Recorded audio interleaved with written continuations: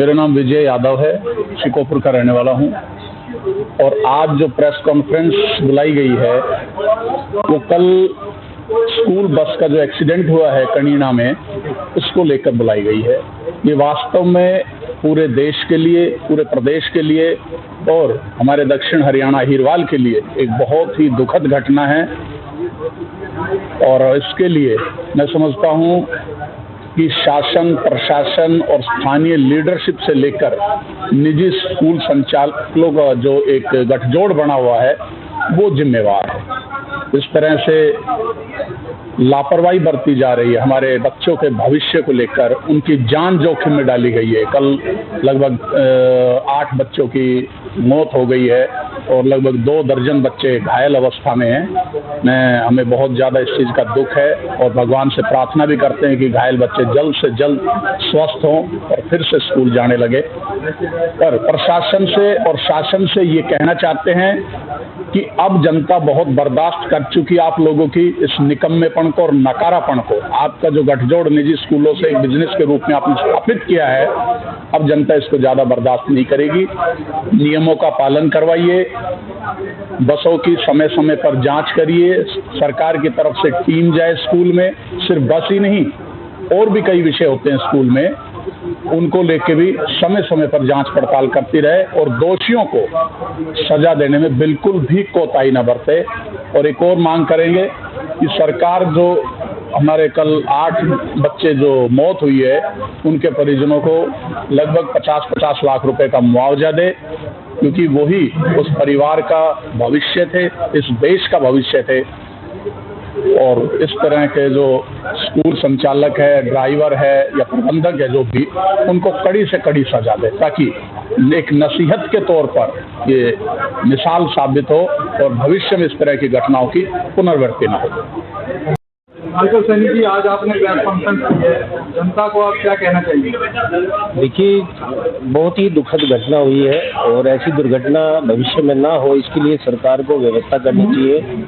और मैं तो अभिभावकों को भी ये कहूँगा कि इस पैसा कमाने की लोलुपता में ज़्यादा ना लग के अपने बच्चों पर भी ध्यान देना चाहिए।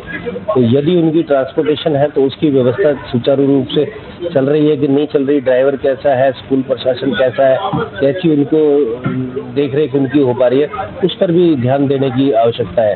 और आसपास कोई भी अपराध, अगर कोई दुर्घटना होने वाली है, अगर उसमें संज्ञान पब्लिक के संज्ञान में आती है तो उसको रोकने का प्रयास करना चाहिए। क्योंकि आज यदि घटना किसी और के बच्चों के साथ हो रही है तो वो घटना कल को हमारे बच्चों के साथ भी हो सकती है। जहाँ तक बात है इस बस की दुर्घटना की और ड्राइवर के नशे में होने की, तो मैं कहता हूँ कि निजी स्कूलों के अधिकांश जो बसें हैं वो या तो डेट उनकी एक्सपायर हो चुकी है या उनमें उनकी फिटनेस जो है ना रिपोर्ट वो टेस्ट में फेल हो जाएगी।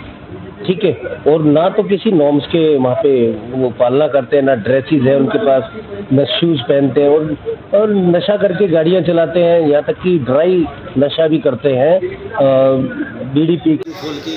उनमें महिलाएं भी जाती हैं, टीचर भी जाती हैं, बच्चियाँ भी जाती हैं। लोगों को ड्राइवर ये स्कूल ना रखें, इसके लिए सरकार नियमावली तय करे और इनको नैतिकता का पाठ पढ़ाए, क्योंकि कल को कोई अप्रिय घटना ना हो।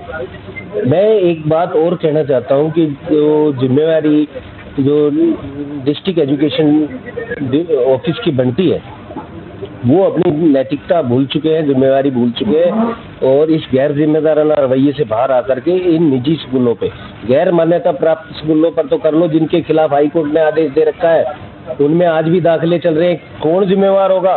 कल को उनका भविष्य खराब हो गया, उनका पैसा, समय और एजुकेशन सब व्यर्थ हो जाएगी, उन अभिभावकों का भविष्य अंधकार में हो जाएगा। यदि वे स्कूल उनकी मान्यता ही रद्द हो गई है तो वो दाखिले क्यों ले रहे हैं? ये प्रशासन कहाँ सोया हुआ है?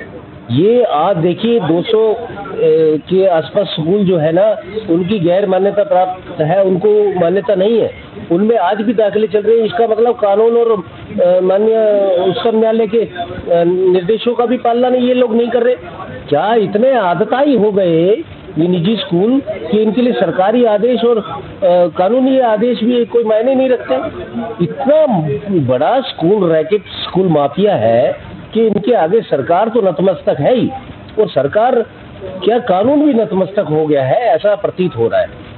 ऐसे में जब इनके पता चलता है कि ये बोर्ड मार्केट कमेटी के चेयरमैन रह चुके हैं या ये फला सांसद के खास है, स्थानीय विधायकों के करीबी है या खुद किसी मार्केट कमेटी के चेयरमैन रह चुके हैं, तो इन पर डीसी कार्रवाई करेगा, एसएचओ कार्रवाई करेगा, पीडब्ल्यूडी डिपार्टमेंट कार्रवाई करेगा, फायर डिपार्टमेंट कार्रवाई करेगा, ये सीएमओ कोई कार्रवाई करेगा, डीओबीओ कोई कार्रवाई करेगा, ऐसा संभव नहीं लगता।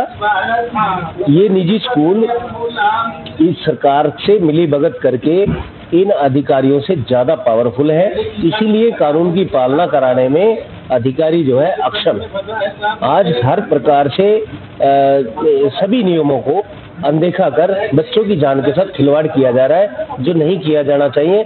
और सरकार जहां तक मुआवजे की बात कर रही है, कोड ऑफ कंडक्ट की बात बहाना लगा रही है, मैं कहता हूं सरकार की नियत ही नहीं है कि उन शोकाकुल परिवार का पहले जाके दुख बांटे और फिर संभव हो तो उनकी जो मैक्सिमम मदद हो सके वो करने का कार्य करे।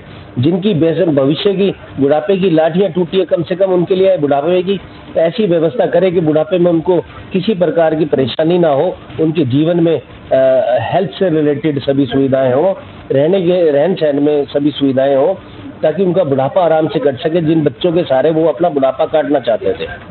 मेरी तो ये है कि सरकार अगर उन जो बच्चे जान गंवा चुके हैं उनका तो खैर अब परमात्मा से उनकी दुआई कर सकते हैं उनकी आत्मा की शांति के लिए, लेकिन अच्छी सच्ची श्रद्धांजलि उन बच्चों के प्रति ये होगी कि सरकार ऐसी व्यवस्था करे कि भविष्य में ऐसी दुर्घटनाओं की पुनरावृत्ति ना हो, किसी और के बच्चे की जान ना जाए।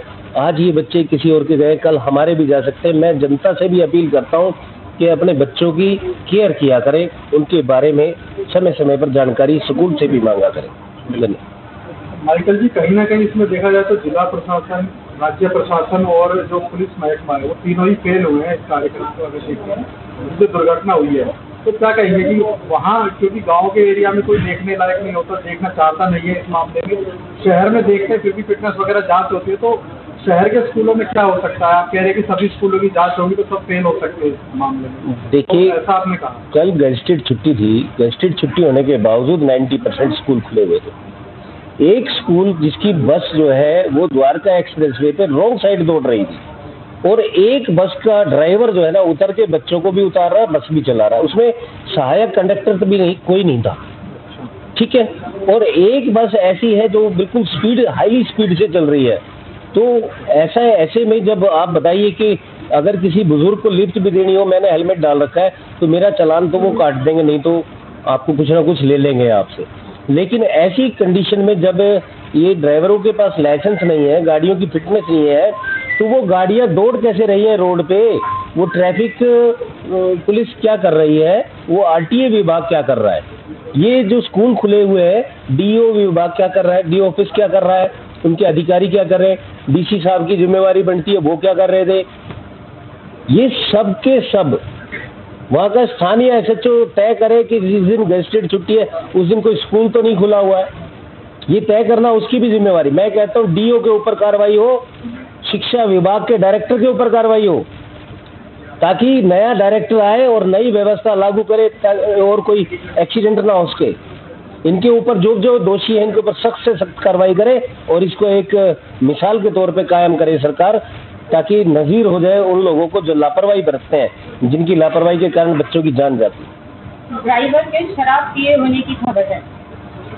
ऐसा ड्राइवर जो सुबह 5 बजे ही शराब पीता हो, उसको नौकरी पर रखने की क्या मजबूरी हो सकती है? कोई पूछने वाला नहीं है, रास्ते में पुलिस की हिम्मत नहीं है, फलां स्कूल की बस है और उसके लिंक फलां सांसद से है, फलां एमएलए से है, वो पावरफुल आदमी है, एसएचओ उसको रोकता नहीं है, इसलिए निडर होकर के ड्राइवर 5 बजे के 4 बजे भी पिए और अगर गांजा सुल्फा पूरे दिन पी के गाड़ी चलाए या दोनों तीनों नशे करे और महिलाओं को भी छेड़ दे तो उनका कोई अहित करने वाला नहीं है, उनके कोई पूछने वाला नहीं है, क्योंकि वो पावरफुल लोग हैं।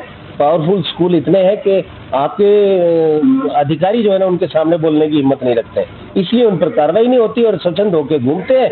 ये एक प्रकार की, मैं कहता हूँ कि ये हत्या है, ये लापरवाही से नहीं, ये जानबूझकर की गई हत्या है इन बच्चों की। और इनके जो भी ये ड्राइवर है इसके ऊपर और इस स्कूल के प्रचारक के ऊपर और जो भी इसमें दोषी पाए जाए, जांच हो, इसमें SIT गठित हो और एक एक जो इस मामले में दोषी पाया जाए उनके ऊपर सख्त से सख्त कार्रवाई जो है ना वो करके एक मिसाल कायम होनी चाहिए। नाम सुरेंद्र राव है, गांव मुंडिया खेड़ा है, जिला महेंद्रगढ़। जो घटना अप्रिय घटी है बहुत दुखदाई है। हम भावनात्मक श्रद्धांजलि देते हैं बच्चों को, पेरेंट्स को ऐसे स्थिति में कठोरता से जिंदगी साथ हमारा जीने का हम उनको देते भगवान से प्रार्थना करते हैं। लेकिन शासन और प्रशासन की लापरवाही, स्कूल की लापरवाही, इसके लिए हम सरकार से, वहाँ के शासन और प्रशासन से उनको जगाना चाह रहे हैं, सोए हो उनको बताना चाह रहे हैं, उनको एक उचित मुआवजे के साथ बच्चों को सच्ची श्रद्धांजलि दें, ये हम कहना चाहते हैं।